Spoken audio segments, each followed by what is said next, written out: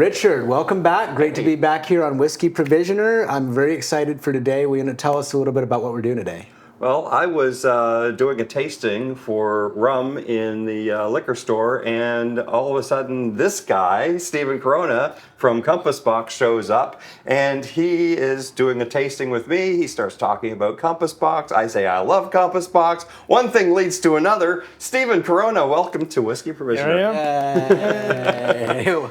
Now, they do a lot of blended things with, and it's an art. Blending is really an art. And Compass Box, in my opinion, and many other people in the whiskey world's opinion, have perfected the art of the blend. And what kind of tea do you think might go with that? Okay, so the cue was blending, and I'm like, okay, when people think blending and tea, they usually think flavored teas, scented teas, but that's not, we don't really deal with scented or flavored teas very much. We had that mandarin orange choux pu'er last time. We have jasmine tea. Sometimes we have things blended with an herb called sticky rice fragrance, but that's as much blending as we do. There's a couple herbs that Chinese people will occasionally blend in with tea. And that's not really what we're talking about. You're not talking about blended whiskey where you're blending different things together. You're blending whiskeys together to make one whiskey, one blended whiskey. Right. And so I wanted to do something, analogous to that in tea to show people that blended tea doesn't mean it has to have roses or, caramel candy or whatever in it, because people, that's what you usually think of. This is a blended tea. And in the same way as I've experienced with blended whiskeys before, the goal is to enhance the final product. We've got three different, what it is, the story of this, it's called Immortal Dew. I'll let you guys smell it. It's a pu'er. It's a shung pu'er, which is a subcategory of green tea. It's a very special kind of green tea. It's got a regional designation. It has to be from Yunnan. So it's special type of green tea from Yunnan that gets called pu'er because it's from Yunnan. The type of pu'er it is shung pu'er, the green kind. And the type of shung pu'er that it is gushu cha, which means ancient tree tea. So I think the same is true of mezcal, where you've got old agaves, but in Chinese tea culture, you have old tea trees. Tea trees are like vampires. The older they are, well, they're immortal, first of all. If nothing kills them, then they don't die. A vampire will just keep on living until someone drives a stake through their heart, whatever. Tea trees, unless something kills them, disease, fire, gets cut down, whatever, falls over, then it'll just keep on living and growing. And so you've got tea trees that are over 1,000 years old, they think, that are still producing tea. The tea from those ancient trees is called gushu cha. There's no, and people are always like, what's the cutoff age? There's no cutoff age because we don't really know how old the plants are. Wow. There's no way to tell how old an old tea tree is. You can't take a core sample and look at the rings. One, because you'd kill the tree. Two, because they don't have winter-summer growth rings because they're tropical plants, because Yunnan is a tropical place. And this is where the tea plant is from. So the reason they have these ancient trees in Yunnan is because that's the origin point of the tea plant biologically. When you source tea from these ancient trees specifically, it's called gushu cha. People like it because the qi is good. They don't taste different. They don't taste better. The qi is better. They make you feel better. And so they're considered higher quality. They're much, much more expensive. And it's hard to produce a large quantity of gushu cha because there's not that many ancient trees left, right? Okay. And so when you want to produce one, the reason that the maker of this tea, Li Shuin, started producing this one was it was partly out of necessity because he had access to some ancient trees from these different patches. He had access to trees from the Duoyi patch at the top of the mountain, the Bampo patch, and the Shito patch lower down on Nanhua Mountain. And from any one of these patches, he could make maybe a couple of kilos of ancient tree tea. But when he combined them, then he could make a much bigger batch. Okay. Right? And that's like, now you've got a saleable amount of product, and he could blend it to account for the different characteristics, the way that it changes year after year because of the weather. But also they say that the Duoyi patch at the top, 1,950 meters, is the sweetest tea. The Bampo patch is the most fragrant tea, and then the Shito patch, the Shito village, Stone Village patch, is the most bitter, which is not undesirable. Bitterness is one of the tastes of tea. It's one of the main tastes of tea. And so this combination of having sweet, fragrant, and bitter, and blending those together allows you to control year over year for some of these drastic changes that you get from the weather and the way the tea tastes, and kind of create something that's going to have a little bit more consistency and balance out these different attributes. So there's a couple of reasons he made this. One is to be able to have, now we do have single patch teas of all three of those patches and more. So we have single patch Duoyi, single patch Bampo, single patch Shito Village, Gushu Cha, Ancient Tree Tea. Now, when we first started working with him 12 years ago, he wasn't working at a large of a scale where he could get saleable amounts of tea from one single patch. So now you can try them by themselves, and then you can try them in tandem as this blend, and you can see these just like mass of fluffy old leaves that are just sticking out all over the place. They're much, much bigger than a tea leaf like we would think of interacting with. I'll try to do this this makeup tutorial thing so people can see how big these leaves are. And it's all twisted up. That's why it looks like a little stick. You know, Sohan, you unintendedly just said something profound, because with the blending and the whiskey that Stephen brought, there are so many parallels in the whiskey that he brought with the story that you just gave us. Cool. Yeah. Well, Kismet, let's hear it. Yeah, I mean, you're talking about these single patch, tea varietals where you can maybe taste the higher altitude in the middle and the lower, and kind of differentiate the flavors, what they bring to the table, and then you can try them together in a blend. It's very similar to blended malt whiskeys and blended scotches, where you're taking single grain and single malt whiskeys, and that all have their own character, whether it's very citrus forward or fruity, or it might be smoky and earthy. Could be like honeyed oats, and you're either trying them on their own in the form of single malts or single grains, or you're trying them in blends. It's amazing how many similarities there are actually to this. Oh, well, I'm excited for you to actually try this then, because you'll appreciate that aspect of it. Go ahead and give that a smell. It's real hot. There you go. Yeah. Now you can smell it. It smells Before amazing. we could barely smell it, but now you don't want a tea to smell too strong when it's cold and dry, because it's exuding its fragrance, and if it keeps exuding its fragrance, it will eventually run out. So you want it to be nicely sealed, and then when you warm it up, I haven't rinsed it yet, I've just warmed it up, that's when you get that fragrance coming out of it. And is there, the age of the tree, you're saying they can be quite old, they can live essentially forever. Is it age equated to quality, or is there a sort of benchmark there? Because it reminds me of age with whiskeys as well. You might, be working with an 8-year-old whiskey or a 36-year-old whiskey in a blend. It's interesting because you get both, because the pu'er itself can be aged. So we have a 2009 vintage of this exact same tea. I almost grabbed it. Maybe I should have, but I wanted to I was like, I kind of want the fresh one today because I'm just more in the mood for the fresh taste. But as they get older, they take on a lot of whiskey notes. They get leather, tobacco, lumber, earth, right, as they age. So that 2009 is 15 years old now. It's got some age on it. This one is from this past year, 2023, so it's fresh. But you get both. So you've got the age of the tree, and you've got the age of the tea. And both are going to increase the quality. They're going to increase the value of the tea. Older trees make more valuable tea. The fresh tea from old trees is already valuable because from old trees. And then the aged tea from any tea plant is going to increase with value as it gets older, assuming it was good to begin with. Bad tea doesn't become good tea because it gets old. It just becomes old bad tea. But assuming the tea was good to start off with, clean is what I'm saying, is means clean, cleanly grown without pesticides and herbicides and things like that, then as it ages and it's stored well, then it will increase in value. So you get both. And I remember one of the, I think like something that you're asking, correct me if I'm wrong, it's like sometimes you get a whiskey that it's like, because what we had I had the ones with Rex that was, there was like a 12-year and like a 20-something year, and then like a 40-something year. Right. And I remember the middle-aged whiskey was very distinctly better than the youngest one. But the oldest one, the way that it was better relative to the middle one was not the same proportion of value increase to my taste buds as between the first two, if that makes sense. It's like a diminishing return, essentially. Right. Yeah. It was still, I could still tell it was older, but it wasn't so much better the way that the middle one was over the youngest one. Yeah, it's not linear. It doesn't just continue in a straight line. And that's true. And that's why you'll see single malt, putting out their main malts at a certain age. They pick the age they think represents that the best. So whether it's 10-year Lafroig or 12-year Kalila or something like that.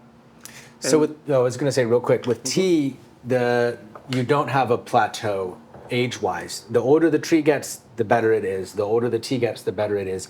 They did an auction in 2022. There was an auction of antique pu'er cakes, because they come pressed into cakes. This is loose. They call it malcha, which means hairy tea, because of the way that it looks all crazy and hairy. Makes but sense. traditionally, that's like an intermediate step.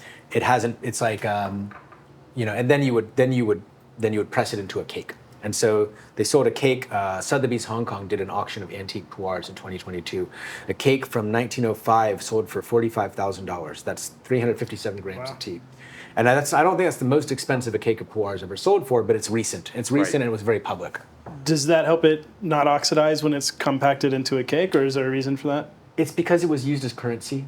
Okay. So traditionally, this tea would have been traded for horses as currency, and so pressing it into a cake that's a standardized size and weight, the Chinese government puts their seal. The imperial government puts their seal on it. This is our stamp. It's like weights and measures. It's certified. It weighs 357 grams.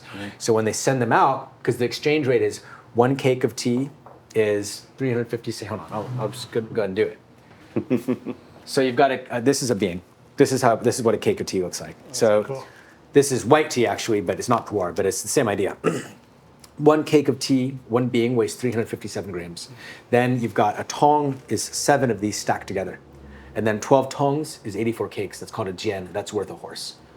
And so if you're trading horses for tea, you don't have time to weigh kilos and kilos of tea. You're like a steppe nomad who raises yaks and stuff like that. And you're trying to trade your livestock. So you want to be able to count and be able to multiply and just to know that this is how much tea you're getting. You're not trying to weigh anything. And so because the Chinese government was using it as a trade commodity, they need this robust standardization.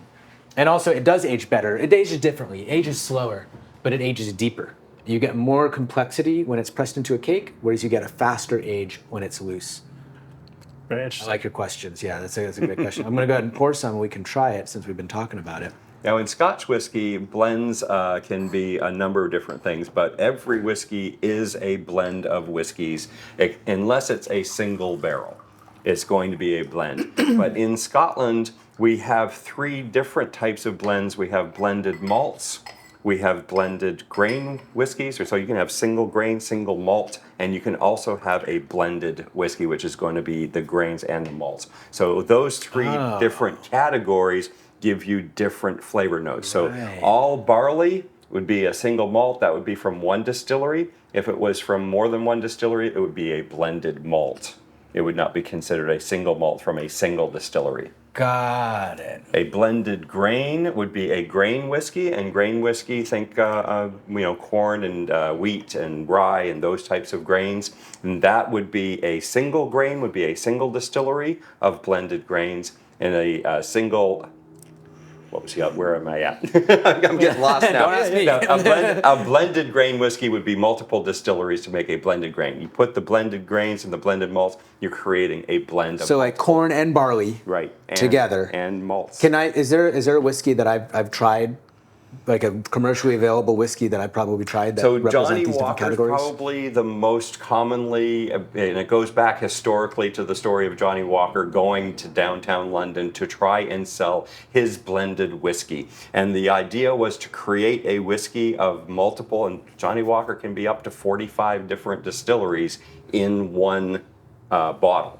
Now that is going to be brought down to London to the fair to be sold. And because there were so many differences, people really didn't like the stinky, peaty stuff that was coming out of some distilleries. Those actually started dying off and going away. But once the blending started happening and they added a hint of that smoke to a larger batch and a larger volume, the problem is how do you get that consistent year after year, batch after batch, time after time? Mm-hmm. Some people really go for that flavor product as being very consistent, and others like the differences. It's like, well, we've got different sources. I think you were talking about the hedonism that you brought, that it's not going to be done as often. That's right. Yeah, we're going from a thing that was the original Compass Box whiskey when we started the company in 2000, and made it all year round. This whiskey we call hedonism here in the States, and hedonism over the pond there. We're no longer able to make it at the amounts that we make it. The whiskeys are quite old; they're quite rare. Yeah. 2 of the main components are from distilleries that haven't made whiskey. They're shut down. One's bulldozed down. So when we ran out. So we're moving to a once a year release model.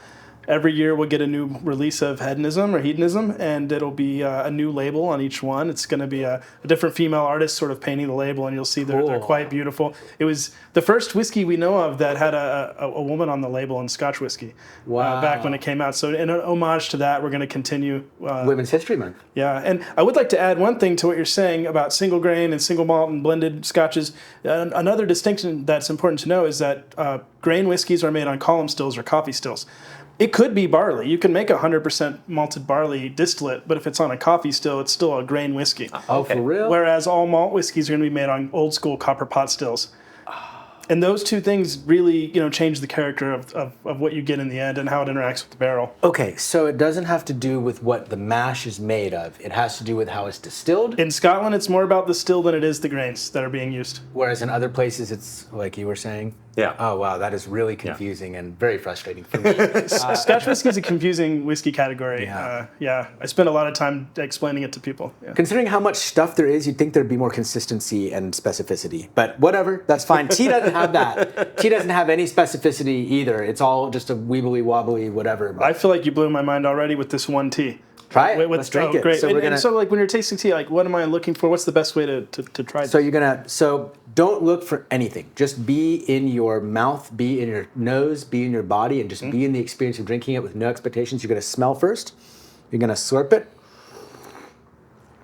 As you sip it, you're gonna swallow, and after you swallow, you can exhale through your nose, get that retronasal olfaction, and get some of the fragrance of the tea.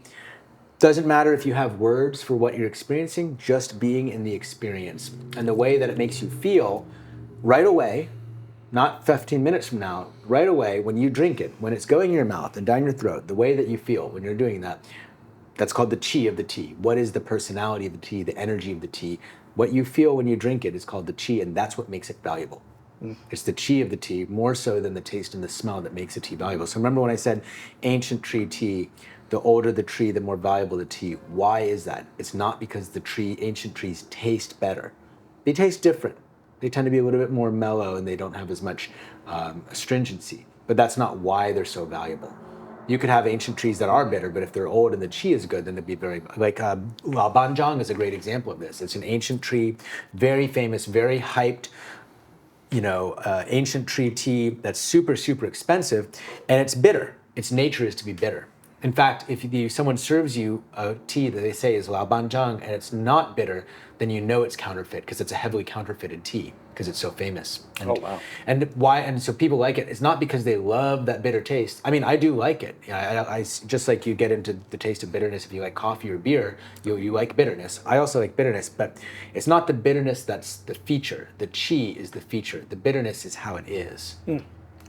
That's very interesting. Is there an art to, or are there like chi sommeliers, or is this an individual thing that you experience as an individual? There's no formalization of it like that, but it absolutely is what is being evaluated when someone is, as a tea lover, as a tea merchant, this is what I think about.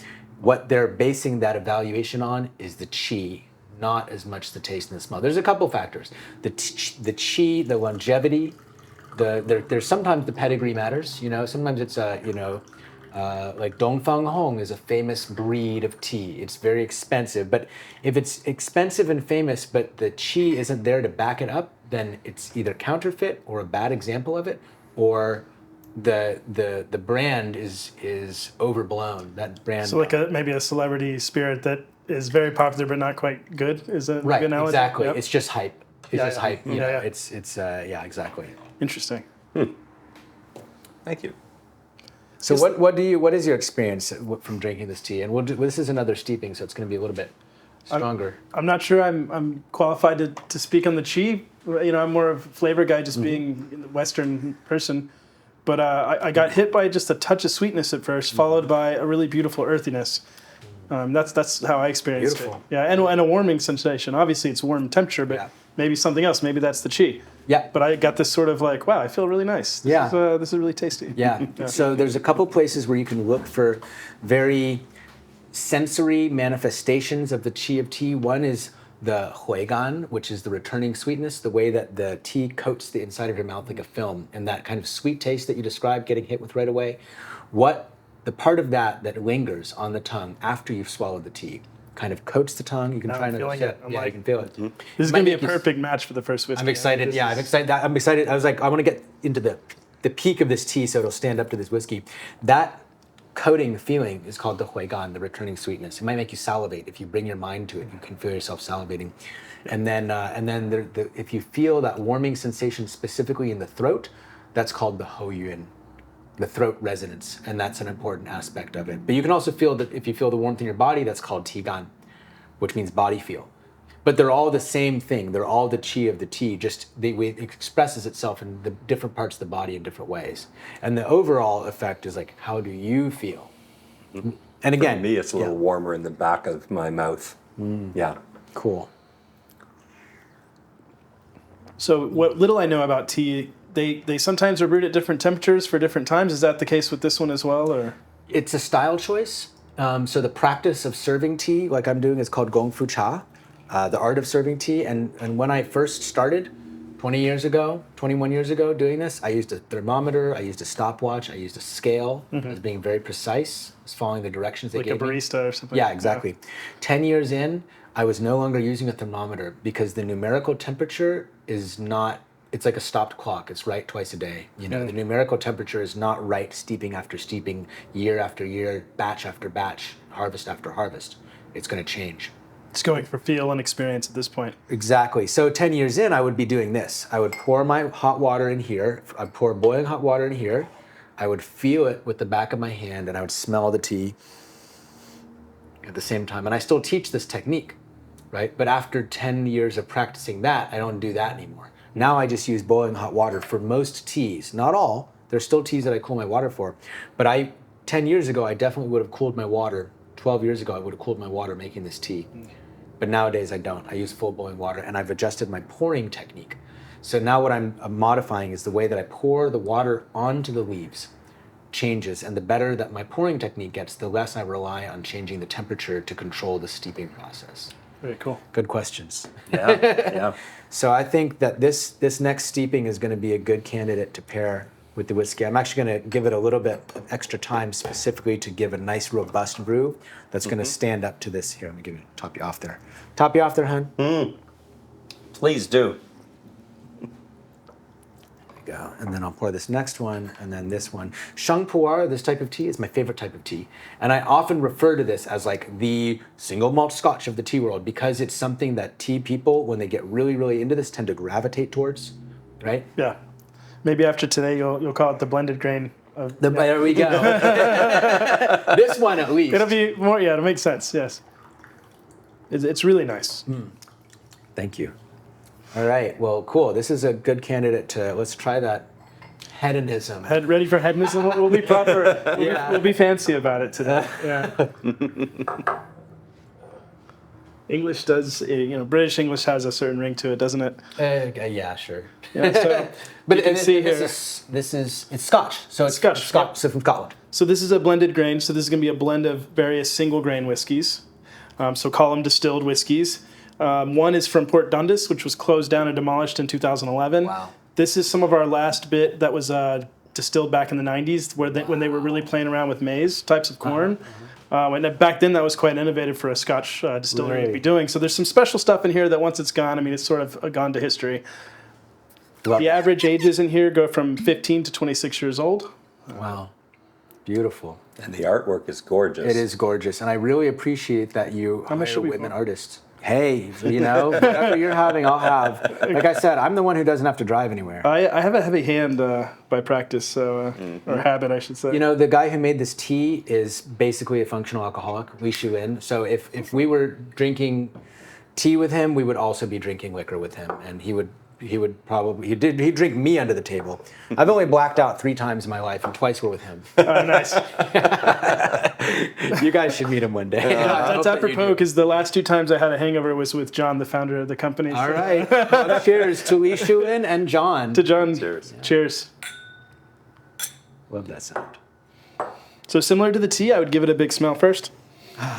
And with Scotch, I tend to recommend to take 1 sip before you really intellectualize it much, and then take your second sip, and that's when you're going to you let it coat your mouth similar to the tea.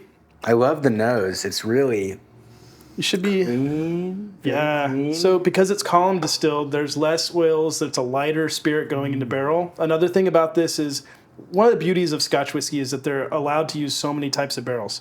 Whereas American bourbon has to be in brand new white oak that's charred. In Scotch whiskey, you can use used bourbon barrels. You can use wine barrels of various types, sherry and red wine casks. So you get all these palettes to play with. This in particular is all American oak, predominantly first fill bourbon barrels. So they were used in the U.S. for bourbon, shipped over to the U.K., and then used to age these whiskeys here. Wow. So you're going to get a lot of vanilla, sort of coconut. I got that, yeah. Kind of custard, creme brulee kind of stuff going on.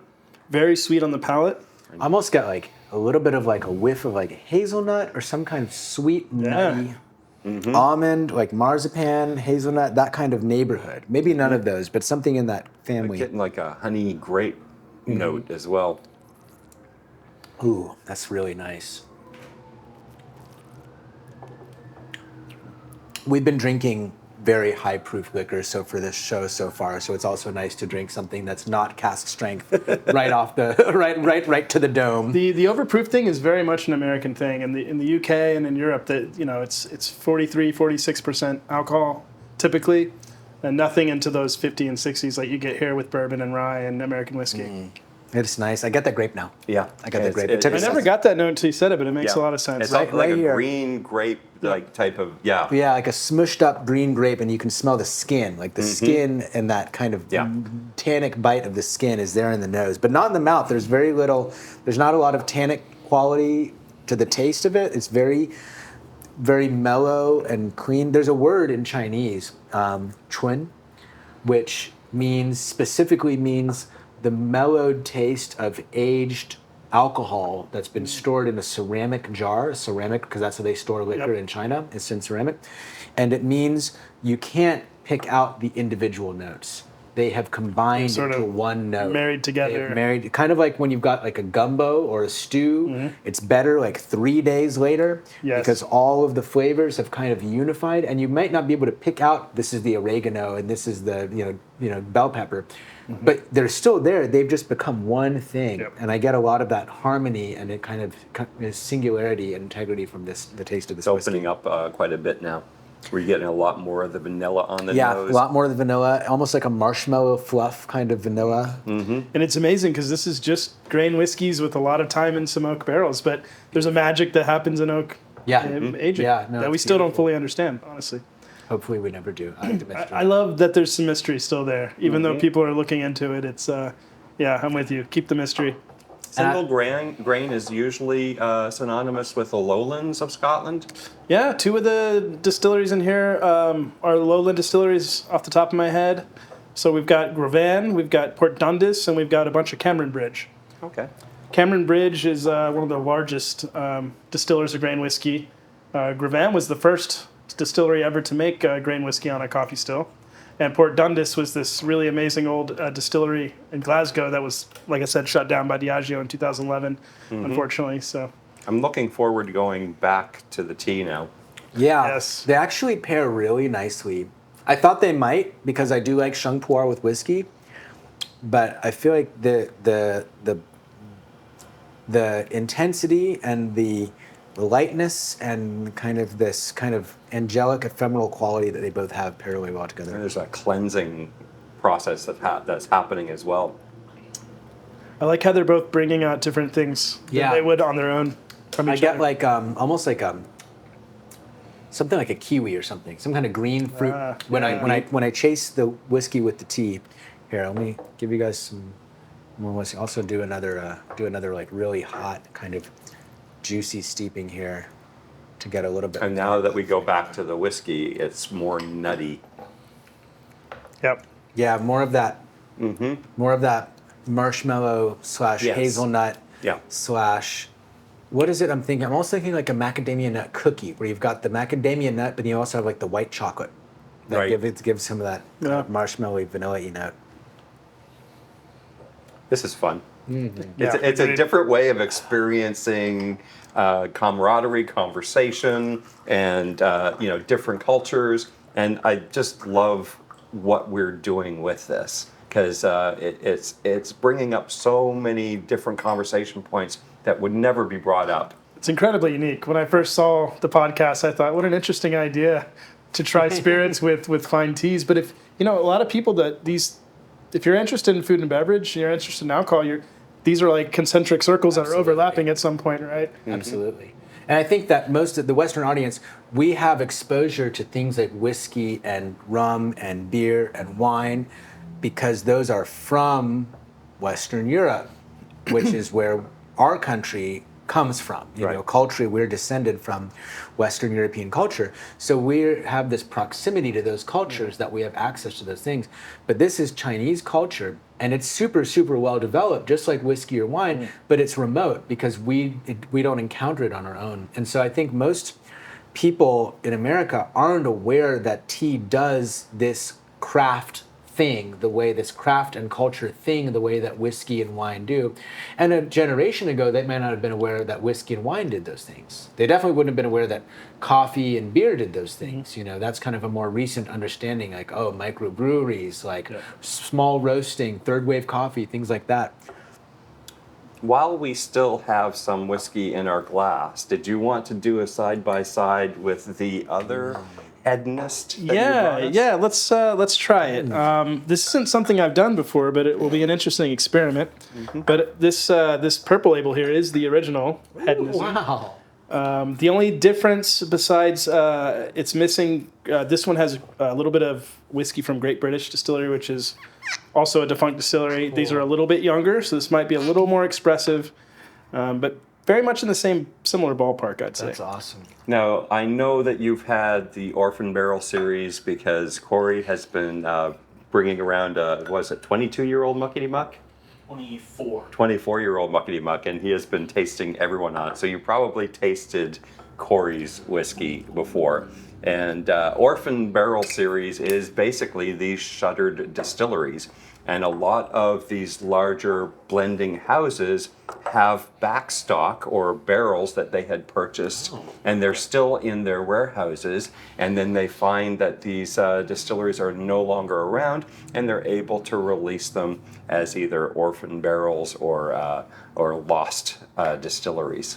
Ghost distilleries is what they call them. You know what I like about that is that it leans into the fact that these things are ephemeral. Yeah. Because they are. Right. This tea, we call this Immortal Dew, and we call it Immortal Dew every year, but the fact is that the 2009 Immortal Dew and this 2023 Immortal Dew are not the same tea, and they never were. Even if you could take this tea back in time to when the 2009 Immortal Dew was fresh and taste them side by side, they would not be the same at all. And there's a saying in tea culture, it's actually from Japanese tea culture, they say ichigo, ichi-e, means one time, one meeting. And we say it in Chinese also, we say ichi, ihui, one time, one meeting. It means this tea that you're drinking will never exist again. Next year, you can buy the same tea from the same person, but it won't be the same. This pot of tea that you're drinking you'll never have this again. You can buy this tea that we're drinking and bring it home and make it, or I could make the same tea again right now. We could finish drinking this and I could make Immortal Dew, 2023 Immortal Dew, in the same Gaiwan with the same kettle, everything. Again, it wouldn't be the same. This steeping of tea that you're drinking will never come again. This sip of tea that you're drinking will never come again.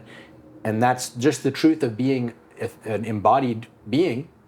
But we try to fight that. We're like, no, I want my McDonald's. McDonald's is McDonald's. A Big Mac is a Big Mac. You go anywhere in the world and it's the same. But that ephemerality, like, this is done. It's never going to come back. This is never going to come back. The whiskeys that make them up don't exist anymore. The distilleries don't exist. You just have to accept that this is what it is, and you can't just get more of it. It doesn't matter how much money you have. You just can't. Right. And if you accept that, it makes it a little more special, right? It does. It means you really pay attention to it right now. Yeah, there's so many analogs between tea and Scotch whiskey that I didn't think of. Even batch to batch, we readily admit that there are small variations, and we always put the batch numbers here on the back with the date, and I'll collect, if I find one that's from an old batch I'd never have, I'll collect them at home and sort of try them side by side, and they're in the same ballpark, right? Because we need some level of consistency to sell to consumers. However, I can notice little differences. They're never exactly the same. And furthermore, like you're saying with brewing the tea, if you did the exact same one again, some days I drink out of the same bottle and experience the whiskey differently. Exactly. I don't know if it's the mood or how I'm feeling or the way where I am at the time. It's ineffable. Yes, exactly. It's ineffable. Well, I'm excited to try this. Right off the bat, I get more grape, almost to the point of raisin. I get more less woodiness, vanilla, more less woodiness. vanilla, Yeah. more woodiness, more leather. And then there's something sweet in there, like a still a nut, but it's not that same nut. It's not that Like a macadamia. candied pecan, maybe? Yeah, like a praline kind Yeah. of note. And it's like there's an old wooden drawer with like a leather bag on it, and in that leather bag there's some pralines. Yeah. There you go. Well, these are some of the last bottles in Texas of the original, and you are both some of the first people to try the new one. So, Wow. Thank you. Yep. Cheers. Thank you cheers. very much. The This is such a sweetness. treasure. The sweetness is It's beautiful. Oh, wow. It's beautiful. Yeah, it's beautiful. I'm gonna side by side them. It has a wine characteristic on the older one. I'll say that Yeah. this one checks more of the boxes of like on paper. The notes sound better. They sound Right. sweeter and nicer. It's smoother. I know we don't like to use that word, but it is smoother. It has less tannic notes. It's got less burn. But this one has the X factor. Yeah. They're both amazing, but this one has something special about it, and I'd call that the chi. You know, this is like in the world of tea, we would call that the chi. Why do I like this one better? I just do. It has a little more complexity and it has a little more tannin. And depth. Yeah. I feel it like deeper in my body. And maybe that's because it's what year was this bottled? this one was bottled in 2022. 2022. Yep, Okay. yep. And then this is This is last bottled year's. very like 6 months ago. Okay, got it. Just made it to the States 2 weeks ago or 3 weeks ago. Yeah. I'm not sure if you mentioned, you did mention earlier about being the first Scotch whiskey with a female on the bottle. Yeah, and importantly, the first blended grain whiskey. You might have found one at an independent bottler at some whiskey shop in Edinburgh or something. Right. But mass-produced blended grain whiskey, John made the first one. Okay.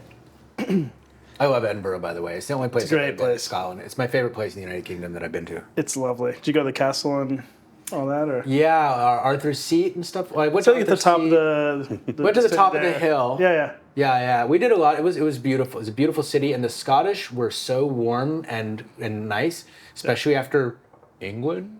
Just gonna say, especially after being in England, No comment. No being comment. from Texas and going to England, it felt very like, whoa, back off. But cold. we will be But the happy to talk Scotch- about English whiskey, though. Right. The Scottish though, the Scottish were felt much more like Texans to me. They had that warmth. I agree. Kind I of agree with welcoming you. character. Yeah. So I'm gonna do I'm gonna chase Yeah. this original Compass with the shung. Yeah, so this original label, this is like basically a reinterpretation, and going forward they'll all be that way. So The pairing also with this older one is like way more. It's like fireworks. There's Right. like a lot more going on. Yeah, definitely. It's effervescent. There's Yeah, a it's spark- effervescent. Yeah. There's a sparkle to it. Yeah, this is really fun, guys. Yeah, Thanks it is. for being here. Thank you. Every time we do this, I'm always like, wow, this is really cool. Well, I feel the same way about the tea. It's very interesting. So you're getting me wanting to spend money on tea again and get a proper setup at Bro, home. you're gonna move here. You can come hang out and drink I, tea with us in the tea house. I will take you up on that. Please. Yeah. Yeah. So it's interesting. One of the reasons this whiskey is so interesting, besides it's just tasty, is that when this came out, grain whiskeys from Scotland were seen as the cheap stuff that went into the blends, and those were either bottom shelf cheapo junk or mass produced kind of boring, but fine, big brand blends. And John, he was actually working at Johnny Walker before Compass Box. And they were developing Johnny Walker Blue Label in the early 90s. And he did like a press event, and they pulled out all the single components of Johnny Walker Blue and letting the press sort of taste through the malts and the grains that were going to go into that whiskey. And he found himself returning to some of these grain whiskeys And he was like, wait, these are really, really good. They're unsung heroes of the Scotch world, and no one is selling them. No one is celebrating them. And so when he left his job there and started Compass Box in 2000 in his kitchen in London with a wife that was pregnant, he said, I'm going to not only do a crazy thing, which is starting a little Scotch whiskey company, my first product's going to be grain whiskey, which no one understands what it is and no one appreciates it. So it's weird, but all these years later, it's become famous for us. So that's the origin story? That's the origin story, yeah. I don't know where it came from, but I always thought that he was like a bartender at some point, and he just was playing with whiskeys, and he got into the whiskey game sort of from that angle. There might be an element of that before the history I know. So he was working in wine for Diageo for a while in New York, and then they moved him to London he was like the head of marketing or high up in marketing for Johnny Walker. I should probably know the exact. But, he's working there. And, the story, as I've been told, is he's pitching to Diageo, like, hey, these whiskeys are great that we're making, but, like, we have access to all this really cool stuff. I think Scotch is a little stuck in the past. We're not innovating, and we're not inviting more people into the fold of Scotch whiskey. Right. It's a kind of a confusing, stodgy old category that hasn't changed in a long time, and a lot of people think it's only for, like, rich dudes with cigars. Right. Like, let's do something fun. Let's do something interesting. And he was kind of pitching them like an offshoot. And when he was told no so many times by Diageo, he was like, guys, can I take the relationships I've built here and do something fun and innovative and different? And that's how Compass Box started. Cool. Perfect. So in many ways, we are kind of like a little niche punk rock Johnny Walker, Yeah. Yeah, that's cool. I mean, I think it's really interesting because that art of blending is such, like you said, Richard, it's always blended. Unless it's single barrel, it's always blended. Exactly. Someone is using that same faculty to decide what barrels to blend together to make, what everything. And so I think that it's cool when someone's taking that skill that they've cultivated and applying it in a new way. I think in innovating without compromising. It's not like the innovation was let's make a lime meringue whiskey. It was like let's blend an innovative whiskey using things that are getting overlooked, like you said, unsung heroes. And really blending them together to make them shine. So that's really cool. And if you look at most Scotch whiskey labels still today, but you're starting to see it change a lot. But back in 2000, there were various colors of beige with a big age statement on it, some fine little font.